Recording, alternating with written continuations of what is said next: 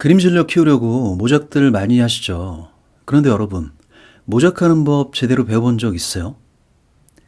그냥 따라 그리면 된다고 생각해서 열심히만 그렸는데 결과는 어떤가요? 다 그리고 나서 보면 인체는 한쪽으로 기울어져 있고 정면이라고 그린 얼굴은 왠지 왼쪽을 보고 있죠. 그림을 좌우 반전해 보면 더 엉망인 경우도 많아요. 이 영상에서는 모작을 하면 할수록 그림이 오히려 망가지는 이유와 그걸 바로잡는 방법까지 함께 얘기해 볼게요. 끝까지 봐주시면 반드시 도움이 될 거예요. 먼저 모작을 할 때의 과정을 한번 볼게요. 사진을 꺼내놓고 바로 그리기 시작해요. 이마부터 눈, 코. 사진과 캔버스 사이로 눈이 빠르게 오가면서 보고 그리고를 반복하죠. 즉 보기와 그리기가 바로 붙어 있는 상태예요. 사진을 얼핏 보고 이건 눈, 이건 코, 이건 입 이렇게 이름표를 붙이고 곧바로 선을 긋는 거죠. 이 과정에서 형태를 제대로 파악하는 단계는 생략돼요. 대신 기억이 작동해요. 내가 알고 있는 눈, 내가 익숙한 옆모습, 그리고 결정적으로 내가 자주 그리던 선과 기울기를 꺼내요. 이때 우리는 실제로 보이는 형태를 그리는 게 아니라 이름표에 맞는 이미지를 익숙한 각도와 기울기로 재생하고 있는 거예요. 그래서 부분은 비슷해 보여도 전체는 어긋나고 형태가 무너진 그림이 나오는 거예요. 왜 이런 일이 생길까요? 우리 뇌는 에너지를 아끼기 위해 낯선 걸 분석하기보다 이미 알고 있는 패턴을 꺼내는 걸 더 선호한다고 해요. 그래서 우리는 보이는 것을 그리는 게 아니라 아는 것을 그리게 되는 거예요. 문제는 이 반복을 끊어줄 장치가 없다는 거죠. 항상 익숙한 걸 꺼내 그리는 이 자동 반응을 멈춰주는 장치가 필요한 거예요. 그리고 그 장치가 바로 분석이에요. 즉 그림을 그릴 때 보기, 분석, 그리기 이 세 단계를 거치는 거죠. 이 세 단계가 적용된 그리기는 어떤 과정일까요? 먼저 보기예요. 대상을 스쳐보지 말고 전체 실루엣과 가장 큰 형태, 그리고 전체 기울기를 먼저 봐요. 그 다음은 분석이에요. 방금 본 실루엣을 머릿속에서 다시 정리해요.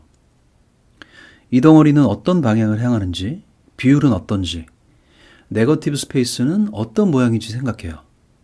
이 과정에서 이름표를 잠시 내려놔요. 눈, 코, 입이 아니라 하나의 기울어진 모양과 덩어리를 보는 거예요. 그 다음에야 그리기예요. 분석해서 정리한 형태를 화면에 옮기는 거예요. 이 세 단계가 분리되지 않으면 우리는 항상 익숙한 그림으로 돌아가요. 여기서 이런 질문이 나올 수 있어요.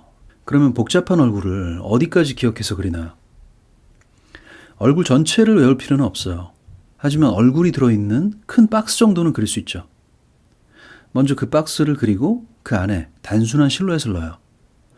큰 형태부터 시작해서 점점 세부로 보기, 분석, 그리기 과정을 계속 반복하는 거죠. 아니 그림은 그냥 보이는 대로 그리면 되는 거 아니냐 이런 말도 많이 하죠. 맞아요.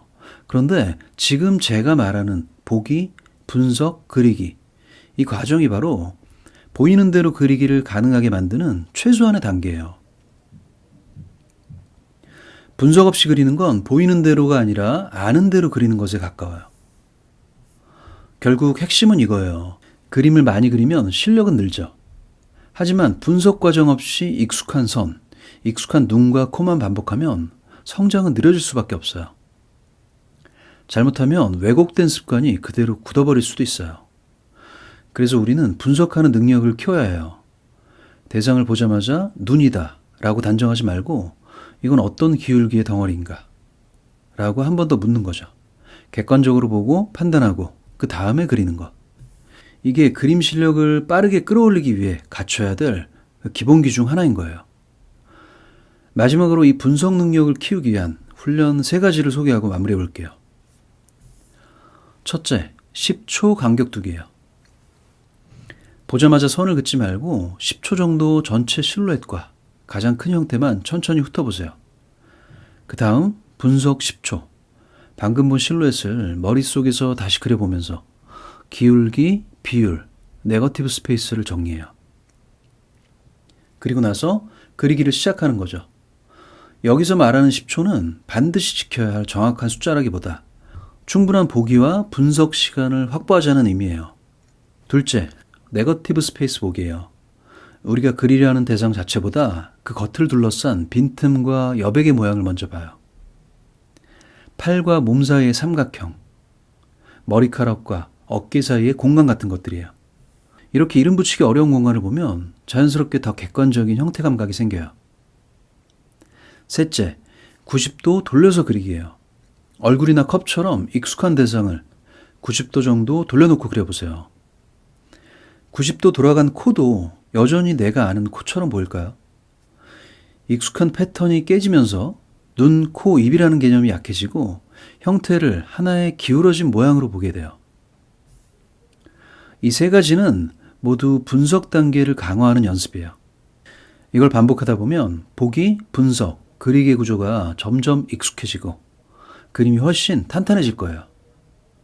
오늘 이야기한 내용을 여러분들 다음 그림부터 꼭 한번 적용해 보세요. 그림 실력이 훨씬 빠르게 느는 걸 확인할 수 있을 거예요.